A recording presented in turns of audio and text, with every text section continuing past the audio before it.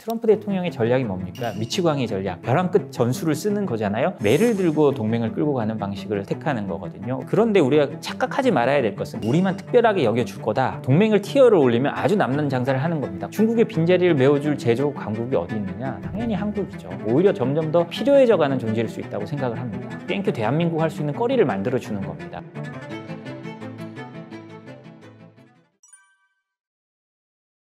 안녕하세요. 저는 생크션랩의 조의준 대표라고 합니다.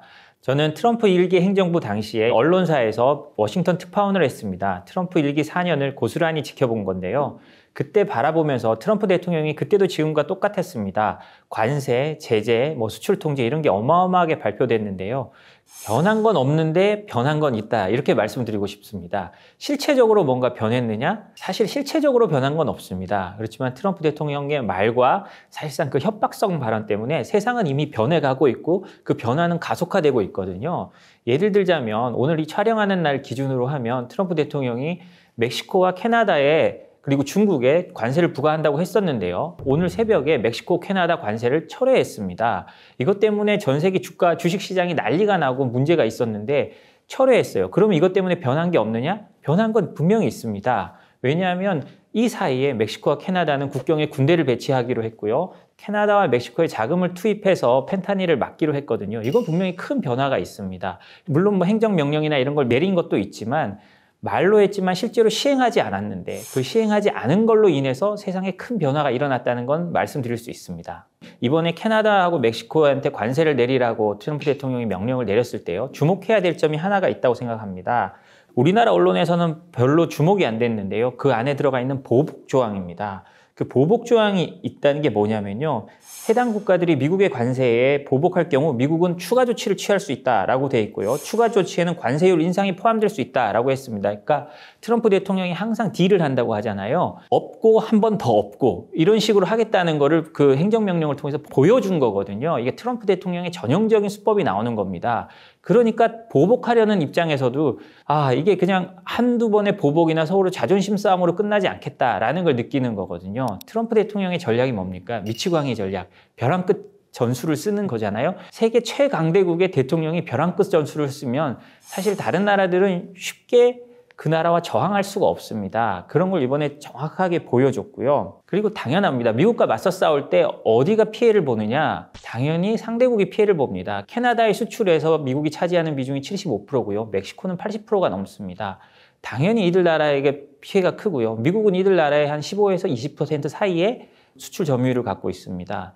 당연히 미국이 타격이 덜하죠. 그렇기 때문에 트럼프 대통령은 큰 레버리지를 갖고 있는 겁니다. 그리고 파나마도 이슈몰이에 들어갔잖아요. 이번에 마코 루비오 국무장관이 파나마를 먼저 방문을 했는데요. 사실 이것도 상당한 의미가 있습니다. 왜냐하면 트럼프 1기 행정부 렉스 틸러슨 국무장관, 그 다음에 바이든 정부의 앤서니 블링컨 국무장관 모두 해외 첫 순방지가 어딘지 아세요? 그 해외 첫 순방지는 일본과 한국입니다. 그만큼 사실 그 나라의 국무장관이나 대통령들이나 한국과 일본을 먼저 오고 싶겠어요? 너무나 당연하게 뻔해 보이지만 이렇게 하는 건 동맹을 얼마나 중요하게 여긴다는 걸 보여주기 위해서 일본과 한국을 오는 건데요. 이분들이 안 와도 어차피 잘 돌아가게 되어 있는 관계들입니다. 그럼에도 오는 건 전 세계의 그런 메시지를 보여주려는 건데 이번에 트럼프 2기 행정부의 마코 루비오 국무장관은 파나마와 엘살바도르, 코스타리카, 과테말라, 도미니카도 공화국을 갔단 말이에요. 이거는 파나마 운하 문제가 딸렸기 때문에 전 세계에 보여주는 것도 있지만 이렇게 돌아다닌 건 자신들의 우선순위가 국내 문제, 국내 여론에 있다는 걸 보여주는 겁니다. 그래서 이런 부분은 우리가 상당히 잘 살펴봐야 되고요. 또 이런 데서 트럼프가 앞으로 동맹을 어떻게 다룰지가 또 드러나는 거라고 생각합니다. 지난 26일 트럼프 대통령이 트루스 소셜에 올린 그 콜롬비아에 대한 내용이 동맹을 어떻게 대하는지를 그대로 보여주고 있다고 생각하는데요. 한국 사람들은 콜롬비아가 미국의 어떤 동맹인지 잘 느끼지를 못할 겁니다. 그런데요, 우리나라 6.25 참전국에 보면 콜롬비아가 있습니다. 콜롬비아 군인들이 와서 200명이 사망하셨어요. 전사하셨고, 그리고 지금도 아마 제가 미국 워싱턴 특파원 할 때나 그 전에 콜롬비아를 가면 참전 용사들이 여전히 살아 있었거든요. 그만큼 콜롬비아는 중남미의 미국의 동맹입니다. 이라크 전쟁도 유일하게 중남미에서 함께 참전한 나라가 콜롬비아거든요. 콜롬비아도 상당히 미국과 피로 맺어져 있는 나라입니다. 그리고 미국이 동맹이라고 하는 나라들이 사실 그렇게 많지 않습니다. 보면 비나토 동맹이요.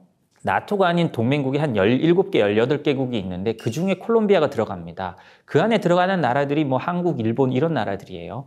그런데 콜롬비아의 트럼프 대통령이 어떻게 했느냐? 콜롬비아 구스타포 대통령이요. 미 군용기로 이민자들을 오는 거를 막아 세우니까 트럼프 대통령이 자신의 소셜미디어 트루스 소셜에 올린 게 어떻게 되냐면 미국으로 수입되는 모든 콜롬비아산 상품에 대해 관세를 25% 부과하고 일주일 후에 50%를 부과하겠다라고 말합니다. 그런 다음에는요. 콜롬비아 정부 관계자들과 지원자 등에 대한 미국 입국 금지 및 비자 취소, 콜롬비아 정부 구성원과 가족 및 지지자에 대한 비자 배제, 그리고 저는 이게 제일 중요하다고 생각하는데요.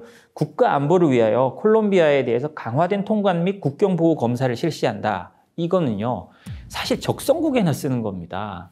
비자를 금지, 그리고 CNN 보도를 보면 트럼프 대통령이 이 말이 나오자마자 보고타 주재, 콜롬비아의 수도죠. 보고타 주재 미국 대사관은 모든 비자 업무를 그만둬버렸다고 해요. 이거는 사실 우리가 말하잖아요. 우리도 6.25 전쟁, 베트남 전쟁, 이라크 전쟁, 미국과 다 함께 싸운 나라입니다. 근데 우리 같은 나라에 어느 날 갑자기 트럼프 대통령이 트윗 하나로 비자 업무부터 취소하고 중요한 건 또 자산 동결 조항까지 들어갔습니다. 콜롬비아에. 이거는 정말 러시아나 북한에나 하는 거거든요. 이런 걸 볼 때 트럼프 대통령은 동맹국, 비동맹국을 가리지 않습니다. 사실 동맹이라는 거에 대한 개념이 일반과 다르죠.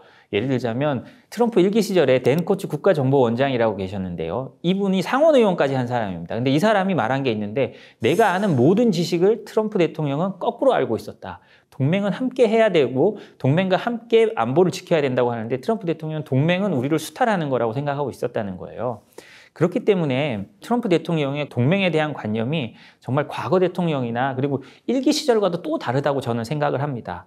왜냐하면 이번 트럼프 대통령 2기는 우리를 수탈하고 있고 이민자들이 우리 일자리를 먹어치운다는 이 트럼프적 세계관이 미국에서 사실상 공인받은 거라고 생각을 하거든요. 1기 때는 사실 반발도 많았어요. 그리고 1기 때는 또 출발할 때부터 지지율도 아주 낮았어요. 뭐 40% 이하로 떨어질 때도 있고. 근데 지금은 45%부터 시작해서 좀 더 왔다 갔다 하거든요. 그 미국 같이 정치적으로 꽉 짜여진 사회에서 5%, 10%가 올라간다는 건 어마어마한 거거든요. 그렇기 때문에 트럼프 대통령의 세계관이 어느 정도 공인되어 있기 때문에 이 동맹과 비동맹의 구분은 더더욱 좀 더 흐려질 수 있지 않을까. 저는 그런 점에서는 조금 우려하고 있습니다.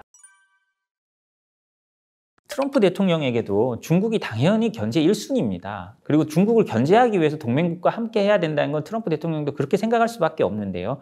왜냐하면 미국이 아무리 강하지만 미국의 힘도 한계가 있습니다.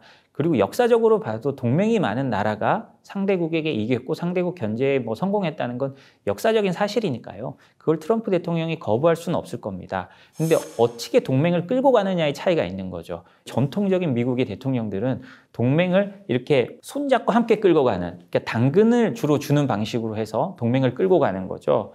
그렇지만 트럼프 대통령은 좀 다릅니다. 매를 들고 동맹을 끌고 가는 방식을 택하는 거거든요. 왜냐? 우리는 그동안 도와줄 만큼 도와줬다. 이렇게 생각하는 겁니다. 사실 저는 트럼프 대통령의 그 말은 어느 정도는 일리가 있다고 생각을 합니다. 아무리 부자 친구가 있다고 해도 우리가 그 친구에게 매번 밥 사라고 한다면 그 친구 기분은 상할 수밖에 없어요. 그리고 그 우정이 계속될 수는 없습니다. 그렇기 때문에 한국은 그래도 그 친구들 중에 상당히 성의를 보인 친구라고 저는 생각을 합니다. 그러나 예를 들자면 트럼프 대통령이 늘 말하죠. 유럽 같은 경우에 안보에 무임승차하고 있다고 하는데 사실 그거는 제 판단으로는 사실입니다. 유럽 같은 경우는 우크라이나 전쟁이나 이런 거 있기 전까지만 해도 나토의 회원국들의 국방비가 2%는 목표인데 2%는 턱없이 부족했고요. 우크라이나 전쟁이 났지만 아직도 2% 제대로 맞추지 못하고 있습니다. 많은 무기가 미국을 통해서 가고 있고요. 사실 지금 우크라이나 전쟁에 가장 많은 무기를 보내줘야 될 나라들은 유럽 나라인데요. 벌써부터 우리 납세자들이 싫어한다라고 하면서 이제 지원을 소극적으로 하는 나라들이 나오고 있거든요. 이렇기 때문에 트럼프 대통령이 거기에 대한 불만은 명확하게 있다고 생각을 하고요. 그리고 그 동맹국이 트럼프 대통령이 매를 들고 있다고 안 따랐을 때 어떤 일이 발생했는지 우리가 한번 봐야 되는데요. 트럼프 1기 시절에 메르켈 총리와 트럼프 대통령이 사이가 안 좋았습니다. 사실 메르켈 총리라고 트럼프 대통령과 잘 지내고 싶지 않았던 건 아니겠죠. 1기 시절에 트럼프 대통령이 당선되고 맨 처음 방문한 해외 정상 중에 하나가 메르켈 총리였습니다. 그러나 끝까지 사이가 안 좋았고요. 나중에 트럼프 대통령이 자꾸 나토 방위비 압박을 하니까 메르켈 총리는 이제 유럽의 안보는 유럽이 지켜야 된다. 라고 했고요. 그러니까 트럼프 대통령이 정말 열받아서 그 독일의 주동 미군 3만 몇천 명이 있는데 그중에 1만여 명을 빼버립니다. 그렇지만 뭐 메르켈 총리는 그 이후에도 사실 그런 일이 있었지만 뭐 유럽의 평화가 그냥 계속 지켜질 줄 알았죠. 그렇지만 그렇지 않습니다. 우크라이나 전쟁이 일어났잖아요. 그 일어난 다음에 그동안에 어마어마한 에너지를 러시아로서 받고 있었고 사실 에너지 주권마저도 흔들렸고 그다음에 안보까지 흔들리는 그런 상황에 처해 있거든요. 그러니까 트럼프 대통령이 매를 든다고 우리가 뭐 손가락질할 게 아니라 그 의미를 살펴보고 우리가 해줄 수 있고 바꿀 수 있는 게 있으면 바꿔가는 편이 우리의 안보나 경제나 모든 면에 더 좋다고 생각합니다. 헨리 키신저 전 국무장관이죠. 뭐 미국의 외교 천재라고 불리시는 분이 돌아가시기 전에 인터뷰를 한 거 보면 트럼프 대통령에 대해서 역사상 한 시대가 종안을 고할 때 나타난 대통령이다라고 인터뷰를 했습니다. 물론 본인은 그걸 모를 수 있지만 이렇게 단서를 달았는데요. 그만큼 시대적 전환기에 있다는 겁니다. 우리가 과거에는요, 미국이 압도적인 군사력을 가지고 전 세계의 바다를 안정화시키고 자유무역을 하고 우리는 세계경찰이란 미국 안에서 자유무역을 하면서 커온 나라지 않습니까? 그렇지만 이제 미국이 세계경찰을 포기하려 하고 트럼프 대통령이 나타난 거 트럼프 대통령이 늘 하는 말이 뭡니까? 우리는 더 이상 세계경찰이 아니다라는 거잖아요. 그러니까 미국이 세계경찰을 포기하려 하고 미국의 힘도 사실 미국 경제가 홀로 좋다고 하지만 전 세계 GDP의 한 25% 정도로 전 세계를 커버하기에는 이제 힘이 좀 딸립니다. 그건 뭐 어쩔 수 없는 거예요. 그렇기 때문에 이 전 세계적인 전환기가 있는데 이때는 우리의 수출 시장이나 우리의 자유무역이 타격을 받을 수밖에 없습니다. 왜냐하면 과거와 같은 룰이 적용되지 않기 때문이죠. 그래서 이렇게 패러다임이 변하는 시대에는 제 개인적인 생각으로는 단기적인 이익보다는 장기적인 걸 보고 가야 됩니다. 이럴 때 우리가 그러면 어떻게 해야 되느냐? 좌고우면하고 어디에 붙을까 어떻게 할까 이렇게 생각하다 보면요. 오히려 기회를 놓칠 수가 있습니다. 이럴 때 우리가 원하든 원치 않든 70년 전에 어느 쪽인 거는 이미 정해져 있습니다. 우리가 미국 팀이냐 아니냐 이거는 이미 말을 할 수가 없는 거예요. 우리가 원하든 원치 않든 70년 전에 동맹으로 맺어졌고 그리고 그 동맹이 단순히 안보뿐만 아니라 경제적으로도 굉장히 긴밀하게 맺어진 동맹이 되어 있습니다. 그렇기 때문에 어느 편을 서느냐 이런 건 문제가 아니고요. 이럴 때 괜히 좌고우면하는 모습을 보이다가 미국이나 동맹 관계에서 뒤처지면 제가 말씀드렸듯이 동맹의 티어에서 오히려 떨어지게 되면 더 큰 문제가 생기는 겁니다. 그렇기 때문에요. 우리가 이 동맹 관계를 그래서 더 잘 가꿔 가야 되는 게 있습니다. 예를 들자면 이번에 미국 상무장관 러스틱이라는 분이 상무장관 하시는데 청문회 때 보면요. 관세를 나라에 따라 정하겠다고 했습니다. 그 나라에 따라 정한다는 건 뭐냐? 사실 동맹국들에게는 좀 더 우호적인 관세가 가고 적국에는 높은 관세가 간다는 거거든요. 이렇게 하기 때문에 우리가 여기서 괜히 미국과 멀리 떨어진다고 하면 우리의 사실상의 최대 시장, 우리가 뭐 중국도 큰 시장이라고 하지만 우리가 중국에 수출하는 거는 중국에 가서 만들어져서 미국이나 유럽으로 또 수출되는 게 있거든요. 그렇게 따져보면 현실적으로 미국이나 유럽이 가장 큰 시장인데요. 그러니까 자유민주주의 국가들이 가장 큰 시장인데 자칫 그러다가 우리의 진짜 큰 시장을 놓칠 수 있다. 그런 우려는 있습니다. 트럼프 대통령이 취임사에서 말했듯이 제조업 국가를 만들겠다고 했잖아요. 미국같이 인건비 비싼 나라에서 제조업 국가가 되는 거는 말이 안 됩니다. 그럼에도 불구하고 그렇게 말했다는 건 뭐 로봇이나 이런 최첨단 기술을 넣고 최첨단 산업을 만들겠다는 건데 그뿐만이 아니라 미국에서 나온 얘기는 이제 병뚜껑까지 자기 나라에 만들겠다는 거거든요. 그렇게 되면 어떻게 하느냐? 사실은 한국 기업들도 싫든 좋든 미국에 대한 투자를 좀 늘려가는 수밖에 없습니다. 그게 맞춰가야 돼요. 이게 우리가 옳다 그르다로 판단하기 시작하면 끝도 없거든요. 옳다 그르다는 학자나 뭐 이런 분들이 하는 말이고 우리 같은 일반인이나 기업, 그다음에 정치인들은 현실적이어야 되겠죠. 룰을 만드는 곳에서 그렇게 한다면 우리는 그 룰에 맞춰서 그 안에서 최대의 이익을 뽑아내기 위해서 노력해야 됩니다. 실제로 트럼프 1기 시절에요. 트럼프 대통령이 했던 전략을 보면요. 삼성이 아직도 다 준비가 되지도 않았는데 물론 뭐 트럼프 대통령이 어느 정도 보고는 받았겠죠. 그때 트위터로 땡큐 삼성이라고 씁니다. 땡큐 삼성이라고 쓰니까 삼성도 난리 나고 뭐 한국 기업들도 난리가 났어요. 말 그대로 빨리 공장을 지어야 되는 겁니다. 그러니까 트럼프 대통령은 다른 인센티브 없이 트위터 하나로 땡큐 삼성이라는 트위터 하나로 미국으로 공장을 몰아 넣은 거거든요. 아마 트럼프 대통령은 이런 식의 특별한 인센티브 없이도 압박 혹은 회유를 통해서 한국 기업들을 더 불러오는 전략을 쓰려 할 거라고 저는 생각을 합니다. 그리고 우리가 과거에 미국이 그러니까 프렌드 쇼어링이나 아니면 니어 쇼어링이라 해서 캐나다와 멕시코에 많은 공장을 만들었잖아요. 그런 공장들이 사실은 더 큰 문제가 될 수 있습니다. 이번에 예를 들면 트럼프 대통령이 캐나다, 멕시코에 관세를 부과하겠다고 협박을 했을 때 가장 떨었던 회사들은 아마 캐나다, 멕시코 회사들도 있지만 한국에서는 거기 공장을 만든 회사들이었을 거거든요. 근데 그게 문제가 뭐냐? 단순히 관세만의 문제가 아닙니다. 제가 이런 생션랩이라는 회사를 만든 것도요. 비관세 장벽, 그다음에 제재나 수출 통제, 그다음에 통관이 어마어마하게 빡빡해집니다. 지금 실제로 그런 일이 좀 많이 일어나고 있고요. 저희 회사도 그런 분들하고 이제 상담을 하고 있는데, 예를 들자면 정말 당연하지만 우리 멕시코에 공장이 있다고 해도 그 여러 파트는 중국이나 이런 데서 많이 올 거 아니에요. 그런 파트가 중국에서 오는 게 있으면 통관하는데 시간이 너무 오래 걸립니다. 이게 통관이 하루가 늦어질 때마다 뭐 몇만 불씩 들어갈 때도 있거든요. 왜냐하면 통관을 기다리는 버스, 물류창고 이런 걸 다 비워놔야 하기 때문에 그런 게 몇만 불이 들어갈 때가 있는데, 그런 거를 이제 우리나라 기업들도 최대한 잘 해놔야 되는 겁니다. 이제 중국산이나 아니면 미국이 뭔가 의심을 가질 만한 게 있을 때 원산지 증명이나 우리가 제재 위반을 하지 않았다, 수출 통제를 제대로 따랐다는 문서를 다 해놓고 준비하고 있어야 되거든요. 통관이 늦어질 때요. 미국의 이 비관세 장벽이라는 게 얼마나 무서운 거냐면요. 우리가 통관이 안 되고 뭐 하고 할 때 왜 통관이 안 된다는 말을 잘 안 해줍니다. 어느 부분에 문제가 있어서 그냥 추가 서류 보내줘 라고 할 뿐입니다. 그러면 갖고 있는 서류를 다 보내야 되는데 그래도 만족을 못 시키면 그냥 하염없이 늘어지는 거거든요. 물론 뭐 그렇다고 완전히 안 시켜주는 건 아니겠지만 이제 그런 서류들이 준비 안 돼 있으면 아주 오래 걸리는 겁니다. 그런 것처럼 우리 기업들이 이럴 때일수록 꼬투리 잡히지 않게 엄청 노력을 해야 됩니다. 미국 행정부의 원칙이 미국 안에 공장을 세우려는 거라면 단순히 관세뿐만이 아니라 그걸 공장을 만들게 하는 수많은 다른 비관세 장벽들 혹은 여러 가지 페이퍼워크를 만들게 할 거거든요. 그러니까 우리가 꼬투리를 잡히지 않아야 됩니다. 특히 트럼프 행정부 시절에는요. 그런 준비를 많이 해놓는 게 저는 필요하다고 생각을 합니다. 방위비 분담금요. 트럼프 대통령이 1기 때 대통령을 하고 그 다음에 대통령 선거에서 지고 뉴욕타임스 기자를 2021년에 말하라고 해서 만났습니다. 그때 트럼프 대통령이 두 가지 말을 합니다. 대통령으로 있을 때 가장 아쉬웠고 다시 대통령이 되면 뭘 하고 싶냐라는 질문에 트럼프 대통령이 답을 한 거는요.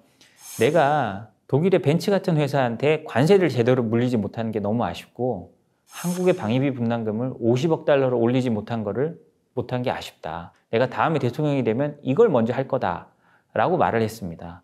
트럼프 대통령 머릿속에는요, 너무나 아쉬운 거예요. 이거를 올렸어야 되는데 못한 게. 그리고 우리는 아니라고 주장하지만 트럼프 대통령이 보기에 한국도 안보의 프리라이더라고 그 사람은 생각을 하는 겁니다. 트럼프 대통령은요. 그렇기 때문에 방위비 분담금 협상 우리는 이미 2030년까지 미리 해놓은 걸로 알고 있습니다. 그렇지만 아마 제 생각에는 거의 90% 이상 다시 협상하게 될 겁니다. 트럼프 대통령이 그걸 그냥 넘어가질 않아요. 왜냐하면 본인의 브랜드와 같은 거거든요. 공평한 방위비 분담금은 브랜드와 같은데 나토를 압박하고 그다음 한국을 압박할 겁니다. 근데 문제는요. 한국이 더 줄 게 없는 거예요. 이미 우리는 항목별로 주는데요. 줄 만큼 주고 있습니다. 주한미군이 우리가 주는 돈 다 쓰지도 못해서 거의 남기고 있어요. 그러면 이제 어떻게 해야 되느냐? 그렇지만 트럼프 대통령은 압박을 할 거예요. 정상적인 방법으로 그러면 이걸 어떻게 하느냐가 아니라 우리도 이제 창의적인 방법을 생각을 해야 됩니다. 예를 들자면 뭐 미국 군함이나 미국 그 배들을 우리가 고쳐주는 사업을 하고 있잖아요. MRO라고. 그런 걸 하면 우리가 거기에 지원을 한다든지 그러면 우리나라의 기업들이 사실상의 그 돈을 가져가면서 그걸 우리가 밀어준다든지 해서 창의적인 방법으로 미국을 지원해주는 방법을 생각할 필요는 있다고 합니다. 그게 나쁜 게 아니고 우리 산업에도 도움이 되고요. 우리 산업에 도움이 되는 거라면 우리 산업을 어차피 지원해 주는 건데 지원해 줄 때 어떻게 하면 미국에게 이익이 되는 방법으로 지원을 해주고 그걸 그리고 방위비 분담금이나 트럼프 대통령의 그 에고에 맞출 수 있는 방법으로 지원해 줄 수 있을지 이거를 우리가 좀 창의적으로 연구해 가면서 나가야 된다고 생각을 합니다.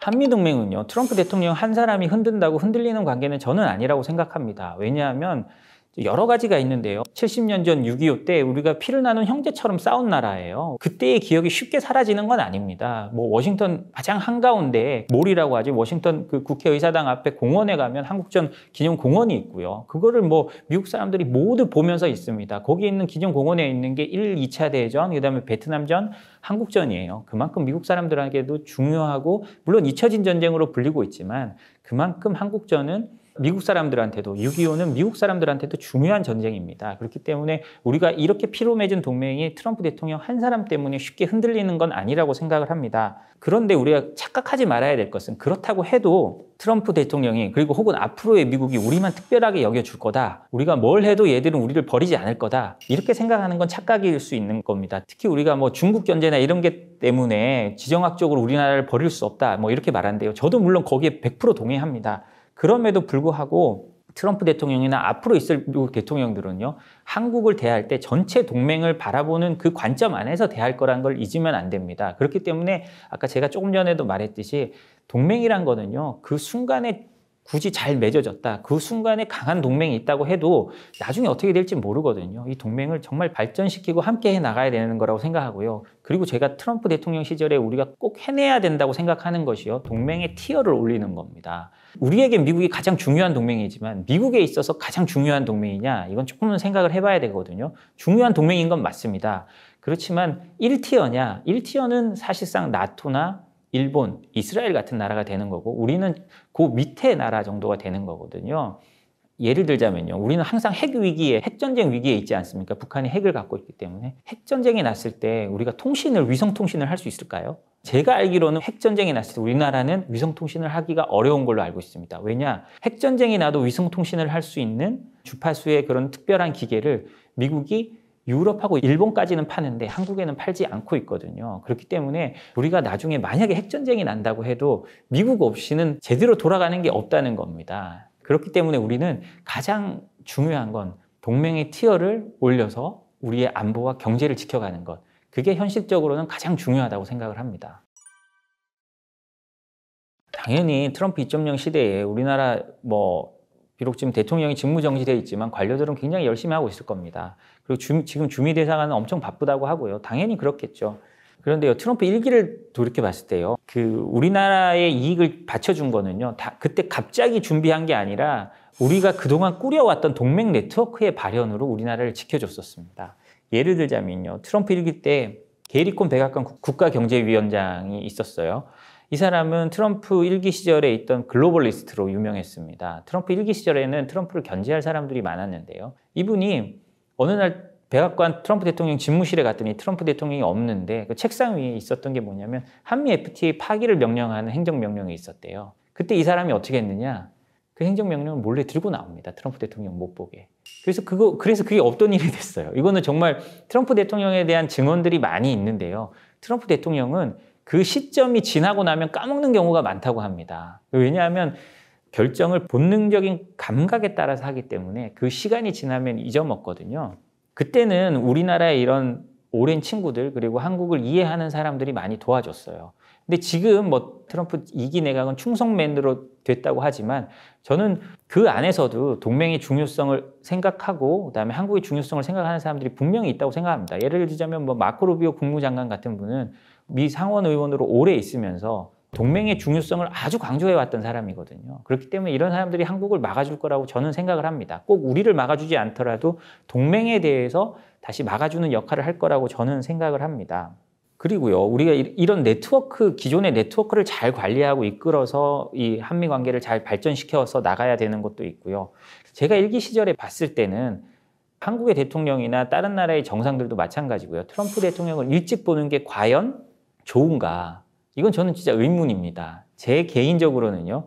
1기 시절에 트럼프 대통령을 일찍 만나서 국가 전체적으로 나는 개인적으로나 이득을 봤던 사람은 일본의 아베 총리밖에 없다고 생각합니다. 아까 말했듯이 트럼프 대통령 되자마자 쫓아왔던 메르켈 총리는요. 마지막에 미군 철수라는 걸 맞았고요. 계속 대립하다가요. 그다음 캐나다의 트리도 총리는 또 맨 처음 왔었습니다. 그런데 어떻게 됐나요? 지금은 트럼프에게 밀려가지고 쫓겨나는 듯한 그런 모습을 보이죠. 1기 때도 맨 처음 왔었고 2기 때도 맨 처음 온 사람 중에 하나입니다.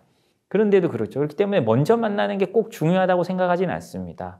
예를 들자면 아까 방위비 분담금 질문을 하셨는데요. 만약에 우리 대통령이 지금 트럼프 대통령 일찍 만나면 방위비 분담금 이슈가 지금 어마어마하게 커져 있을 겁니다. 지금 사실 우리가 약간 권력의 공백이고 그렇기 때문에 트럼프 대통령이 우리에게 대한 관심이 좀 덜할 거예요. 그렇기 때문에 방위비 분담금 문제는 아직까지 좀 수면 속에 내려가 있을 수 있다라고 저는 생각을 합니다. 그리고 일본의 얘기를 하는데요. 일본은 사실 상당히 좀 기대를 하고 있을 수도 있습니다. 예를 들자면 트럼프 행정부 1기 말기에 케네스 와인스타인 주일 대사가 있었는데요. 이분이 지금 허드슨 연구소 석좌 교수입니다. 근데 이 사람이 주장하는 건 트럼프 2기의 가장 큰 수혜자는 일본이 될 거다라고 하는 거거든요. 왜냐하면 아까 말씀드렸듯이 동맹의 등급에 따라 관세가 결정될 수 있고요. 그러다 보면 동맹의 등급이 높은 일본, 그리고 그중에서도 제조업을 가지고 있고, 그렇기 때문에 일본이 가장 큰 수혜를 받을 거다, 이렇게 말을 하는데요. 이시바 총리도 지금 7일인가요? 이시바 총리가 트럼프 대통령과 정상회담을 합니다. 그러면서 이제 둘이 어떻게 합을 맞춰 나간지는 한번 봐야 되겠지만요. 일본은 아마 아베 총리 시절의 그 모습 그대로를 따라가려고 할 겁니다. 아베 총리가 어떻게 미국의 환심을 샀냐면요. 아베 총리는 트럼프 대통령을 만날 때마다 지도를 들고 다녔대요. 지도를 들고 다니면서 그 미국의 스윙 스테이트라고 하죠. 격전지 7개 정도 스윙 스테이트에 일본의 기업이 어떻게 공장을 짓고 사람을 고용하고 있는지를 갈 때마다 트럼프 대통령한테 찍어주면서 설명을 했다고 해요.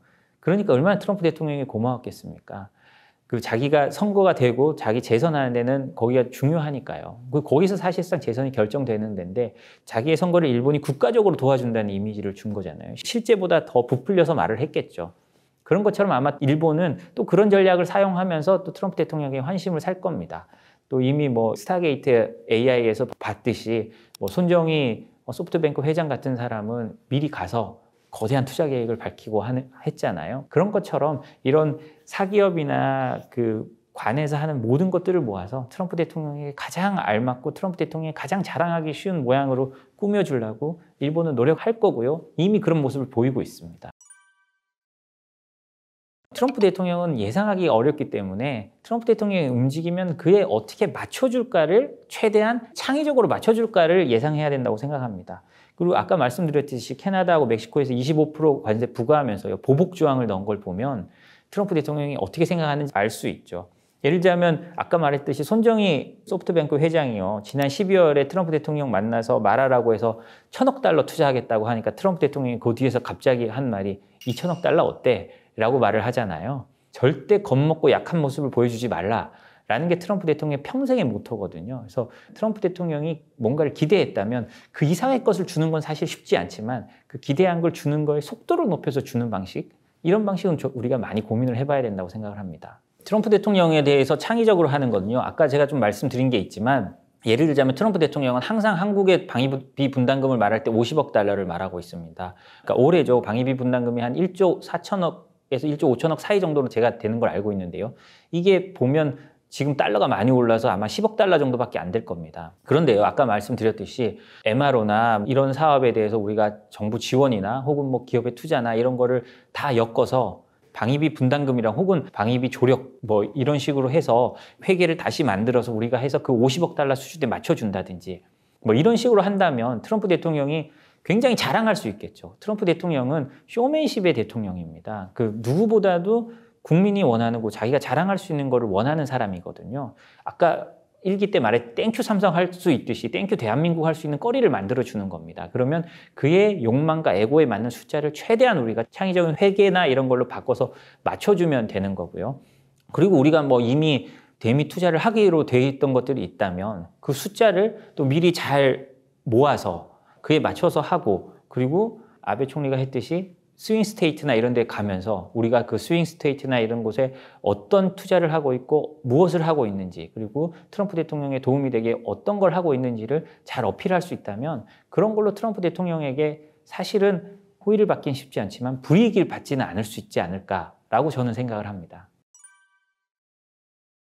명확합니다. 우리가 트럼프 대통령의 어떤 창의적 회계 방식을 통해서 트럼프 대통령이 원하는 방위비나 뭐 이런 걸 맞춰주거나 아니면 우리 대미 투자를 늘리는 방법으로 혹은 에너지 수입을 크게 늘리는 방법으로 트럼프 대통령이 선전할 걸 트루스 소셜에 올릴 수 있는, 내가 이런 일을 해냈다라고 하는 걸 올릴 수 있도록 해준다면 우리가 받아야 될 거는 경제적인 무엇보다도 동맹의 티어를 올리는 겁니다. 최소한 우리가 일본 수준, 쉽지는 않겠지만요, 그런 나라 수준으로 동맹을 티어를 올리면 아주 남는 장사를 하는 겁니다. 관세뿐만이 아니라 사실은 관세고 뭐고 다 필요 없고 우리가 맨 처음 생각해야 될 건 안보입니다. 안보가 있어야 경제도 있는 거거든요. 그 말은 안보의 티어가 올라간다는 건데요. 이거는 뭐 명확하게 드러나는 겁니다. 전 세계에서 사실 미국을 가장 좋아하는 나라가 어딘지 보면요, 작년에 퓨 리서치 센터에서 조사한 걸 보면요, 지금 폴란드입니다. 사실 우리나라가 오랫동안 1등을 해왔어요. 왜냐하면 북한이 있기 때문에, 중국이 있기 때문에 우리 안보 불안을 느끼는 나라는 이러니 저러니 해도 결국은 기댈 곳이 미국밖에 없다는 걸 느끼는 겁니다. 우리가 오랫동안 1위를 해왔는데 이제 폴란드인데 93%인가 그렇습니다. 그 다음이 어디냐? 이스라엘입니다. 80몇 %예요. 그리고 한국이 76%인가로 3등입니다. 다 공통점이 있죠. 미국 없이는 안보가 위험한 나라들입니다. 그렇기 때문에 우리가 여기서 안보의 등급이 올라간다는 건 우리 국민이 좀 편안하게 그다음에 안심해서 일할 수 있는 토대를 만들어 준다는 거기도 하고요. 그리고 이 안보의 티어가 올라가야 경제도 잘 돌아갑니다. 또 앞으로 어떤 일이 있을지 모르는데요. 이번 트럼프 대통령 장관들의 청문회에 공통적으로 나왔던 말이 시진핑 중국 국가주석이 2027년까지 대만 공격 준비를 완료하라고 했다라는 말이 청문회에서 계속 여러 장관들의 입을 통해서 나왔어요.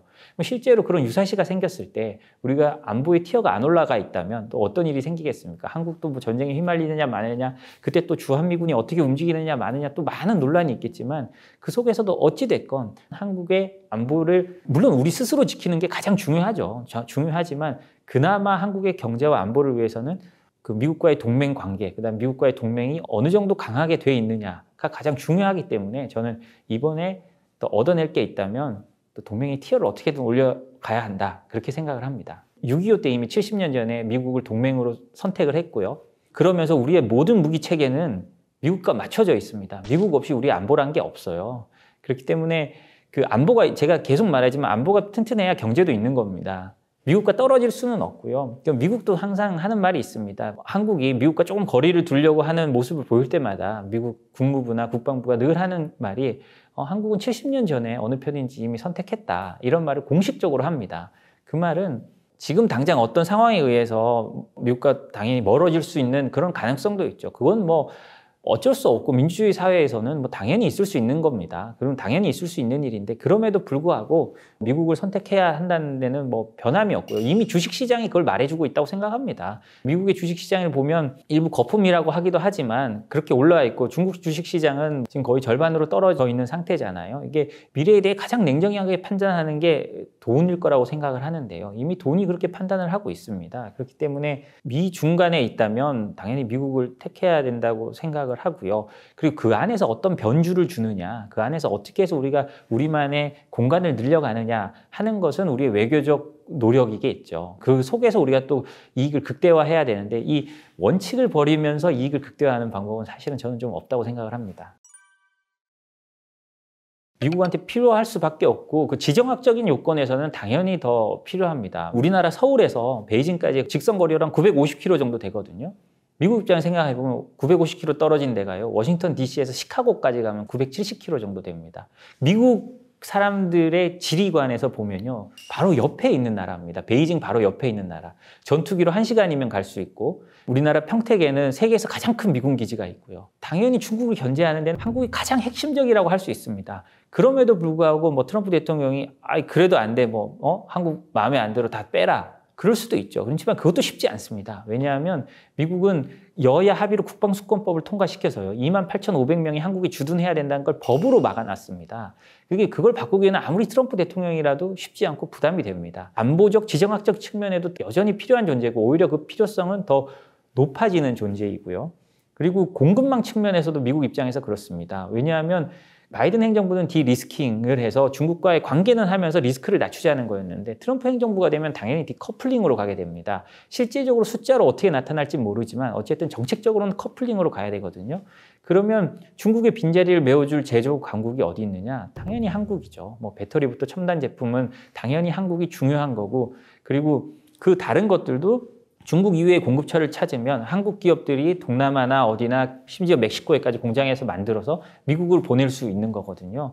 그렇기 때문에 경제적, 그다음에 지정학적, 그다음에 공급망 측면에서 보면 한국만큼 미국에 필요한 존재가 지금 사실은 찾기가 쉽지 않습니다. 그래서 저는 트럼프 대통령이란 특수 상황에서 우리가 그 관계가 약간 흔들릴 수도 있고 어려울 수도 있지만 시간이 가면 갈수록 미국에게 한국이 필요한 존재이느냐 하는 부분은 변치 않을 거라고 저는 생각하고 오히려 점점 더 필요해져가는 존재일 수 있다고 생각을 합니다. 콜롬비아에서 정말 잘 보여줬다고 생각합니다. 우리라고 크게 다르지는 않을 겁니다. 어느 날 갑자기 방위비 협상 안 되고 우리가 뭐 깨고 나온다 그러거나 하면 협박성으로라도 관세를 올리고 일주일 후에 50%뭐 이렇게 발표할 수도 있겠죠. 근데 뭐 실제로는 우리나라한테 그렇게는 쉽지 않다고 생각합니다. 왜냐하면 아까 말했듯이 지정학적으로나 뭐나 한국을 돌려 세우기에는 미국도 상당히 우려가 크거든요. 그렇기 때문에 그거는 쉽지 않습니다. 그렇지만 트럼프 대통령은 겁을 주기 위해서라도 말이라도 그렇게 할 만한 사람이라고 저는 생각을 합니다. 또 다른 점은 아까 동맹의 티어를 올려야 된다고 말을 했는데 일본이나 다른 제조업이나 우리 경쟁 관계에 있는 다른 미국의 동맹국 혹은 그 준하는 나라들이 우리보다 낮은 관세를 갖고 우리는 그보다 높은 관세를 가질 수 있는 상황이 되고, 그리고 중요한 건 미국의 비관세 장벽, 그다음에 수출 통제 이런 데 대해서 더더욱 빡빡한 심사를 받게 되면 그런 경우는 상당한 피해를 주게 됩니다. 그러니까 얼마나 이런 제재나 수출 통제에 진심인지를 봐야 되는 게요. 트럼프 일기 시절에 화웨이를 제재했을 때 화웨이의 변호사를 했던 미국 로펌의 변호사들이 있습니다. 거기에 이제 당연히 뭐 동양인이나 외국인 변호사들도 있었겠죠. 근데 미국은 사실 그런 로펌에 적합한 비자, H1B라고 하는 적합한 비자를 갖고 있는 사람이면 계속 H1B를 웬만하면 연장해줘서 영주권을 주도록 하거든요. 미국에서도 필요한 사람들이니까요. 근데 그 팀에 있었던 사람들, 외국인 변호사들, 그리고 곡을 거쳐간 사람들 전부 다 그 비자를 나중에 만료되면 다 중지시키고 해외로 보내버렸습니다. 그리고 그 팀은 수사를 해서 그 팀장 같은 분은 또 뭐 구속이 됐다고 해요. 뭐 꼭 화웨이 때문은 아니라고 들었는데 어찌됐든 미국의 비관세 장벽이 중국의 우리 사드 배치 때 같은 그 한한령보다 과연 덜하냐? 저는 그렇지 않다고 생각합니다. 오히려 미국이 더 치밀하고, 왜냐하면 미국은 오랫동안 해외 경영을 해본 나라예요. 오랫동안 제국을 경영하고 있기 때문에 이 나라의 가장 아픈 점이 뭔지를 너무나 잘 알고 있습니다. 그렇기 때문에 미국과 척을 져서 좋은 건 하나도 없고, 이익이 아니라면 불이익을 받지 않도록 정말 최선을 다해 노력을 해야 된다고 생각을 합니다. 불이익을 받지만 않아도 상당히 좋은 일이 일어날 수 있다고 저는 생각합니다. 예를 들자면 이번에 철회되긴 했지만 캐나다와 멕시코의 25% 관세가 다시 어떤 일이 있어든 부과가 된다. 왜냐하면 그 조건이 펜타닐 문제가 해결돼야 해지한다는 거기 때문에 펜타닐 문제나 국경 문제는 해결이 안 될 거예요. 그렇기 때문에 트럼프 대통령은 계속 그 카드를 갖고 있으면서 이번에 한 달 연장했지만 계속 흔들고 있을 거예요. 또 뭔 일이 나면 또 흔들고, 또 뭔 일이 나면 또 흔들고, 그러다 실제로 부과할 수도 있을 겁니다. 그런데요, 그렇게 된다면 사실 그게 부과되지 않은 한국 상당히 이익을 볼 수 있겠죠. 우리는 사실 FTA도 있고요. 그다음에 유럽하고도 무역이 자유롭고요. 그러면 미국과 캐나다, 멕시코, 유럽과의 관계가 안 좋아지면 한국이 오히려 그 틈새에서 오히려 좀 이득을 보는 면도 생길 수 있다고 생각을 합니다. 그래서 우리가 꼭 수혜를 본다기보다는 불이익을 적게 받으면 오히려 이득을 받을 수 있는 그런 일도 있을 수 있다. 저는 그렇게 생각을 합니다.